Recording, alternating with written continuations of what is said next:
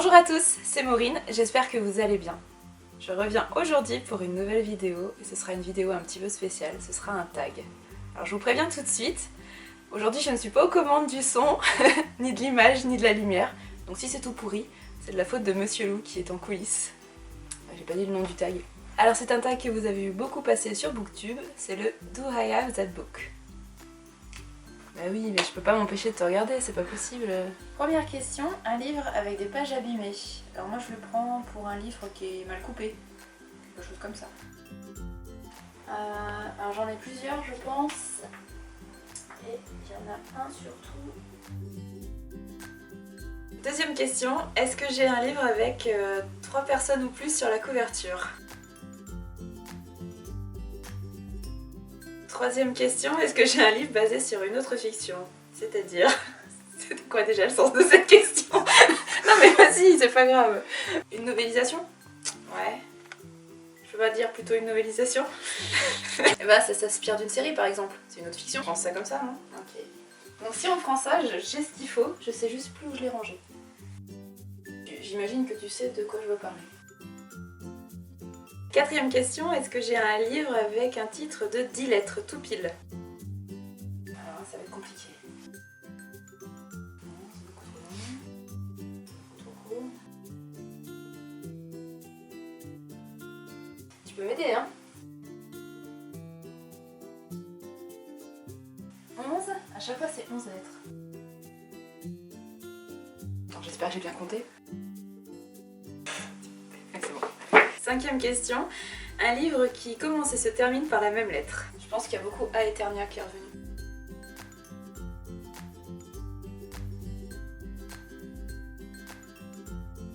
C'est dur, ouais.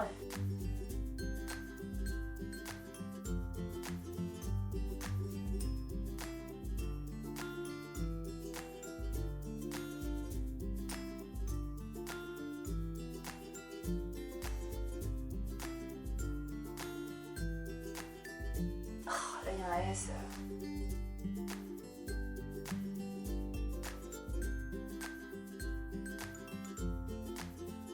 Sixième question, un livre de poche. Donc tant qu'à faire, je vais en choisir un que j'aime bien. Donc que j'ai très envie de lire. Septième question, un livre par un auteur qui utilise un autre nom d'écriture. Donc un pseudonyme. Voilà, c'est pareil, je pense tout de suite à Robin Homme et Megan Lindom. Je suis pas sûre d'en avoir un autre. Ce serait bien de trouver un titre un peu moins connu. Oliver, c'est Olivier Perru.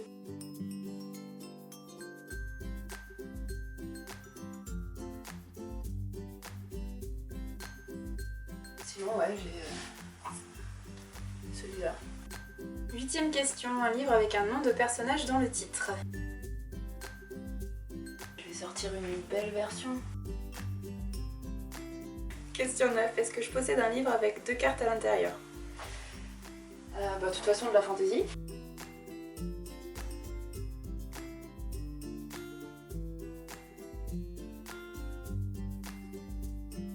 C'est un peu d'affiche.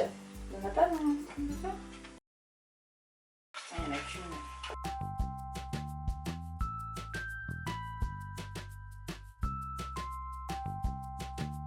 Oh, il y en a une. Sentier des As, il y en a ou pas? Non, il y en a plein. Il y a des dessins, mais c'est pas vraiment des cartes.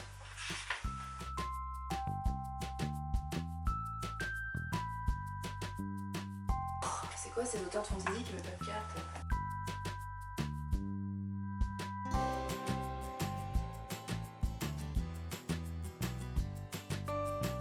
On va protester, il n'y a plus aucun auteur de fantasy qui fait une carte. Non, 0. 0.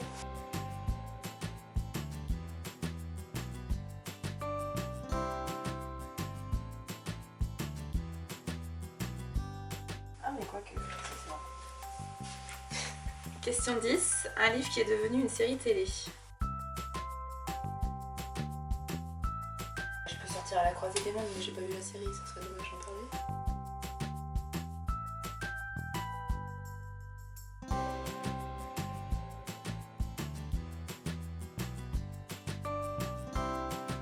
Ah, est-ce que Téléfilm ou film en plusieurs parties, ça peut compter comme une série ou pas? Je pensais Terry Pratchett, Père Porcher. Ah oui, j'ai vu la première saison en plus. Par contre j'ai aucun souvenir, je pourrais pas en parler mais je l'ai vu. Si l'acteur était pas mal. Question 11. Un livre écrit par quelqu'un qui est connu pour autre chose que l'écriture.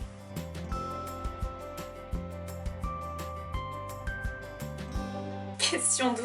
Un livre avec une horloge sur la couverture. Ah, je pense à un... qui est un tome 1 je crois.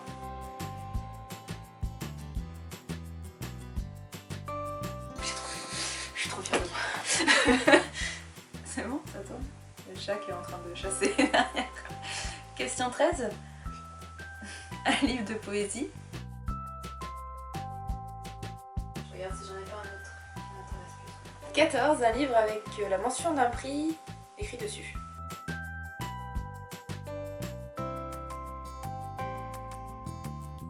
Question 15. Un livre d'un auteur qui a les mêmes initiales que moi. Alors en fait j'avais déjà tourné cette vidéo il y a quelques mois, j'avais longtemps cherché devant ma bibliothèque, je ne trouvais pas, vraiment je crois que c'est la question sur laquelle j'ai le plus bloqué.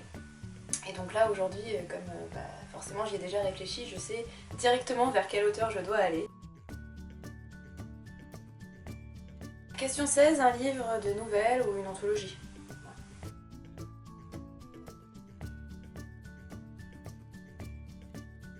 Je peux aller chercher le livre auquel j'ai pensé là-bas. En plus il est plus édité et il faudrait vraiment que je le relise parce que je l'avais adoré. Question 17. Un livre entre 500 et 510 pages. Bon, je sens que je vais encore bien chercher. Déjà ça fait quoi à peu près?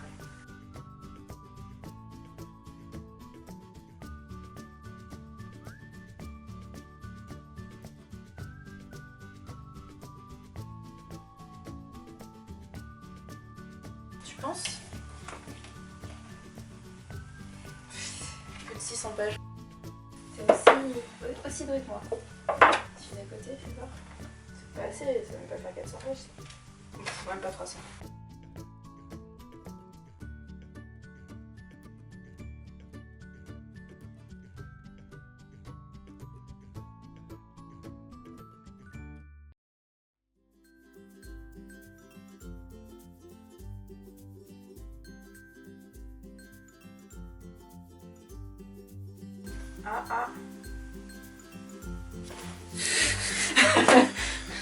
Question 18, un livre qui est devenu un film. On va parler de Charlie Cox. Question 19, un roman graphique. Ça peut être une BD aussi. D'ailleurs, je vais jamais sortir de manga. Je te montrerai après. Ouais, avec une pièce secrète. Elle n'est pas du tout éclairée. Et c'est un gros bordel.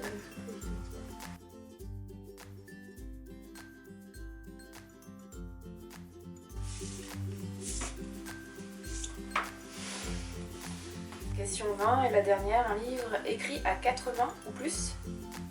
Ça existe vraiment des livres écrits à plus de 4 ans?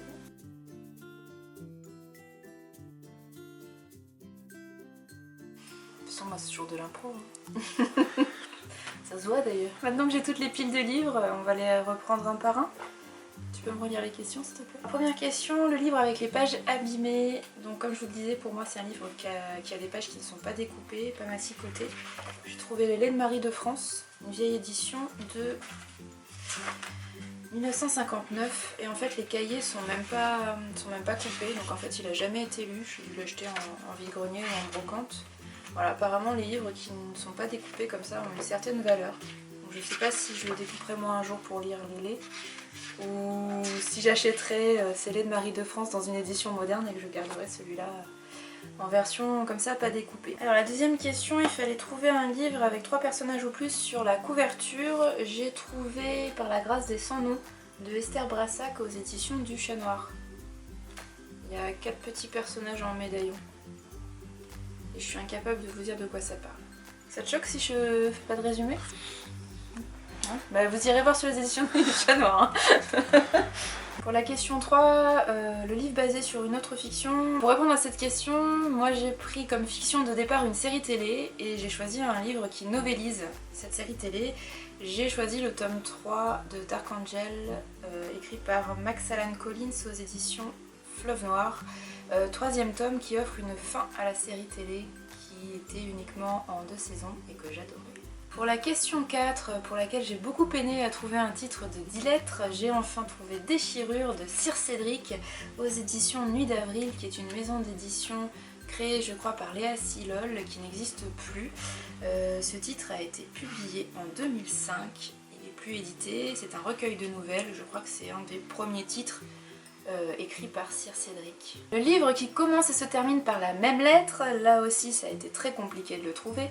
J'ai choisi Specials, je sais pas comment on dit, de Scott Westerfeld, c'est aux éditions Pocket Jeunesse. C'est le 3e ou 4e tome, 3e de la série Uglies, série young adulte qui commence à dater un petit peu et qui parlait de l'extrême beauté grâce à une opération. Voilà, j'ai lu que le premier tome que j'avais bien aimé à l'époque, mais peut-être que si je le relisais maintenant, ça serait plus le cas. Je sais que c'est Lemon June qui l'a lu, je crois, Uglies, il n'y a pas très longtemps, et qui n'avait pas du tout aimé. Mais j'ai pas vu la vidéo, donc je sais pas pourquoi. Le message derrière lui plaisait pas vraiment, mais je sais pas exactement pourquoi. Tu vas chercher? Il y a 2 ans. Ouais, c'est relatif. Il y a 2 ans. Ah non, j'avais lu un truc de SF de lui en 2 parties. Non, c'était une intégrale qui rassemblait 2 romans. J'avais lu que le premier, mais c'était de la SF vachement... de la hard SF. Non, c'était pas de la hard SF, c'est pas lui, c'était du space opéra. Et moi j'aime pas le space opéra. Pour la question 6, un livre de poche, donc j'en ai beaucoup. J'en ai choisi un dont je vous ai jamais parlé, j'avais envie de vous en parler. C'est le 2e tome de la série Quand les dieux buvaient de Catherine Dufour. 2e tome qui s'appelle Blanche-Neige contre Merlin l'Enchanteur au livre de poche. J'ai lu le premier tome il y a très facilement, c'est de la fantaisie humoristique qui reprend les contes de fées et la légende arthurienne dans un joyeux bordel, un joyeux mélange, c'était plutôt cool. Voilà, il faudrait que je relise et que je lise ce 2e tome. C'est une duologie, donc seulement 2 tomes. Pour le livre dont l'auteur écrit avec un autre nom d'écriture, j'ai longuement hésité et finalement j'ai pris un truc dont tout le monde a déjà parlé. L'appel du coucou de Robert Galbraith, aux éditions Grasset, qui est l'autre nom de J.K. Rowling, voilà, la maman de Harry Potter. Et encore un livre que je n'ai pas lu, mais c'est du polar je crois. Et c'est le 1er tome, il me semble, d'une série. Pour le nom de personnage dans le titre, j'ai choisi Emma de Jane Austen. Je vous ai sorti une jolie édition en VO, je ne sais pas chez quel éditeur, mais je la trouve plutôt jolie. J'aurais bien voulu vous sortir une jolie édition de Jane Eyre, de Charlotte Brontë, mais je crois que j'en ai pas de jolie édition, ce qui est dommage. Mais j'ai d'abord pensé à Jane Eyre avant de penser à Emma. Alors pour la question 9, le livre avec 2 cartes à l'intérieur. Donc Monsieur Loup voulait absolument que je vous montre Métro 2033 de Dmitri Glukovski aux éditions La Talente, juste parce que c'est un nom compliqué à dire, Dmitri Glukovski, que je n'ai toujours pas lu. Et effectivement, il y a des illustrations à l'intérieur, mais qui sont des plans de métro, et pas des cartes. En plus c'est la même, non? C'est le même plan? Ah non. Et moi j'ai trouvé Un hiver de sang, qui est le 1er tome d'Un monde sans Dieu de Brian Ruckley aux éditions Eclipse Fantasy, maison d'édition qui n'existe plus malheureusement. Voilà. Et les 2 cartes sont sur la même double page, mais c'est bien 2 cartes différentes. C'est de la fantasy plutôt sympa, assez épique, mais j'ai jamais lu la suite. C'est mal. Question 10, le livre qui est devenu une série. Je voulais partir sur La Servante écarlate ou Le Trône de fer, mais je trouvais que c'était trop évident. Alors finalement je vous sors Sleepy Hollow. Et là c'est à la fois une novélisation du film et le livre contient aussi la nouvelle originale de Washington Irving qui s'appelait La légende du Val dormant et qui a inspiré le film de Burton. Mais c'est aussi une série télé depuis quelques années. En combien de saisons? 4, 5? Elle n'est pas finie, je sais pas. J'ai vu que la première, j'en ai aucun souvenir. Mais c'est une série qui existe. Pour la 11e question, un livre qui a été écrit par quelqu'un qui est connu pour autre chose que l'écriture. Je vous ai sorti 2 livres parce que j'avais envie de vous parler des 2. Le premier, c'est Les Mauvaises Nouvelles de Nicolas Sirkis aux éditions J.C. Lattès. Nicolas Sirkis, c'est le chanteur d'Indochine. Voilà, recueil de nouvelles qui commence à dater un petit peu. Ça a été publié en 2003. Est-ce que c'est la première édition? Je crois que... Ah non, 98 pour la première édition. Donc ça date un petit peu. Et je trouvais que certaines nouvelles étaient très bien écrites. Donc même si vous n'aimez pas le groupe Indochine, ça vaut plutôt le coup d'aller lire ces nouvelles. Surtout qu'il y a des textes un petit peu, pas précurseurs, mais Nicolas Sirkis est connu pour être friendly, LGBT+, féministe, etc. Donc il y a quelques nouvelles qui sont plutôt cool dans ce sens-là. Et le deuxième livre pour cette question 11 que j'avais envie de sortir, c'est l'autobiographie de Shirley Temple, qui était une actrice américaine qui a surtout tourné des films quand elle était enfant aux États-Unis dans les années 30. Voilà. Et c'est un livre que j'ai peiné à trouver, qui n'était plus édité. Je l'ai trouvé aux États-Unis, alors que c'est vraiment l'édition française. Et en fait, il était dans une bibliothèque aux États-Unis. C'est rigolo quand même. Le livre avec l'horloge sur la couverture. Je vous présente le premier tome de la série La Confrérie de l'Horloge. Je crois que c'est ça le nom de la série. Ah non, c'est Les Agents de Monsieur Socrate, le titre de la série. Donc premier tome, La Confrérie de l'Horloge, de Arthur Slade, aux éditions Masque, collection MSK. Voilà, je n'ai aucune idée de l'histoire. Et je crois qu'on voit une horloge quand même. Puis bon, c'est dans le titre, alors ça compte. Alors, ça se passe au 19e en Angleterre. Plutôt un peu steampunk, je pense. Et un peu polar. Bah oui, forcément. Pour le livre de poésie, j'ai choisi La Rose et autres poèmes de William Butler Yeats aux éditions Point, et c'est une édition bilingue. Poète irlandais de la fin du 19e, début 20e, qui était aussi nationaliste, mystique, etc. etc. Yeats. Dernièrement, j'ai vu qu'on disait Yeats. Ah bah tiens, je ressors un livre de Sir Cédric. Le deuxième livre de Sir Cédric, plus récent, L'Enfant des cimetières aux éditions Pocket, qui a reçu le prix Masterton, mais je ne sais pas en quelle année. Il n'est pas précisé. Car moi je l'ai eu en 2011, ce livre de poche, donc ça doit faire quelques années quand même. À mon avis, c'était la version originale, enfin, la version grand format qui a eu le prix Masterton. 2010 peut-être. Pour l'auteur qui a les mêmes initiales que moi, j'ai trouvé Marguerite Duras avec beaucoup de difficultés, et Monsieur Loup me disait très intelligemment qu'il y avait aussi Maurice Druon, que j'ai aussi dans ma bibliothèque pour Les Rois Maudits, et je suis passée à côté, je l'avais même pas vu. Donc l'amant de Marguerite Duras, moi j'ai l'édition France Loisirs, je crois, qui a eu le prix Goncourt d'ailleurs aussi, vous pouvez entrer dans la question précédente. Je l'ai lu quand j'étais ado, grâce au conseil de Nicolas Sirkis d'Indochine, qui a beaucoup lu Marguerite Duras, ça a beaucoup été une source d'inspiration, donc je l'avais lu un peu à cause de ça au début, et j'avais pas trop aimé quand j'étais ado. Peut-être à relire maintenant. J'ai beaucoup de recueils de nouvelles dans ma bibliothèque, mais j'avais envie de vous présenter celui-ci, qui s'appelle Blanche-Neige Rouge Sang, et c'est présenté par Hélène Datlow et Terry Windling aux éditions Fleuve Noir, collection Rendez-vous ailleurs. Donc c'est plus édité, et je crois que c'était un petit peu un introuvable il y a encore quelques années. Maintenant on peut peut-être le trouver d'occasion. C'est des nouvelles, beaucoup de nouvelles d'auteurs très connus. Tanit Lee, il y a du Neil Gaiman dedans aussi, notamment. Et c'est des réécritures de contes de fées, mais des réécritures très sombres, très noires. Voilà, je l'ai déjà lu quand j'étais ado, j'avais adoré, mais je voudrais relire aussi. Ouais.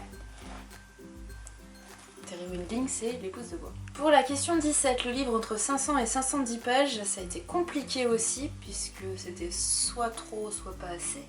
Finalement, j'ai trouvé Le Bâtard de Kosigan, le premier tome, L'ombre du pouvoir de Fabien Cerruti, aux éditions Folio SF, qui fait exactement 507 pages. Que j'ai acheté aux Imaginales en 2017. Avec Fabien Cerruti, on avait beaucoup plaisanté sur le fait que les blogueurs notamment achetaient son livre mais ne le lisaient jamais. Donc dans sa dédicace, il me dit en gros qu'il espère me revoir l'année suivante, mais il espère que j'aurai lu le livre Voilà. Enfin, il est content qu'on achète ses livres, mais il aimerait bien qu'on les lise aussi. Non. Je l'ai toujours pas lu. Mais je ne suis pas retournée aux Imaginables depuis 2017, donc c'est bon. Question 18. Le livre qui est devenu un film, j'ai choisi Stardust, le mystère de l'étoile, de Neil Gaiman aux éditions J'ai lu, qui a une jolie couverture justement qui reprend l'affiche du film. Et pour la petite anecdote, j'ai vu le film avant de lire le bouquin et j'ai préféré l'adaptation au livre. Et c'est aussi le cas pour Coraline, j'ai vu l'adaptation avant de lire le bouquin et j'ai aussi préféré l'adaptation au bouquin. Et Monsieur Lou est tout à fait d'accord avec moi. Le roman graphique, j'ai choisi James Joyce, L'homme de Dublin, de Alfonso Zapeco chez Futuropolis. J'ai choisi ce roman graphique là parce que ça fait longtemps que je vous en ai pas parlé, je sais même pas si je vous en ai déjà parlé en vidéo. Qu'il n'est pas très connu, que c'est James Joyce, que ça se passe à Dublin en Irlande, donc voilà, tant de raisons de lire ce roman graphique qui est super joli, en plus très documenté. Et enfin, 20e et dernière question, le livre écrit à 4 mains ou plus, j'ai choisi le premier tome des Hauts Conteurs de Oliver Perru et Patrick Maxper aux éditions Scrinéo Jeunesse, premier tome qui s'appelle La Voix des Rois. C'est de la fantaisie plutôt jeunesse, ça se passe au XIIe siècle. Un petit peu de chevalerie en Angleterre, presque un peu de Robin des Bois, non? Tu l'as lu? Dis quelque chose. J'espère que cette vidéo à 4 mains vous aura plu, il y en aura peut-être d'autres d'ici quelques temps. Je sais pas quelle sera la prochaine vidéo, on verra. Bref, à très bientôt, je vous souhaite de belles lectures, prenez soin de vous et merci!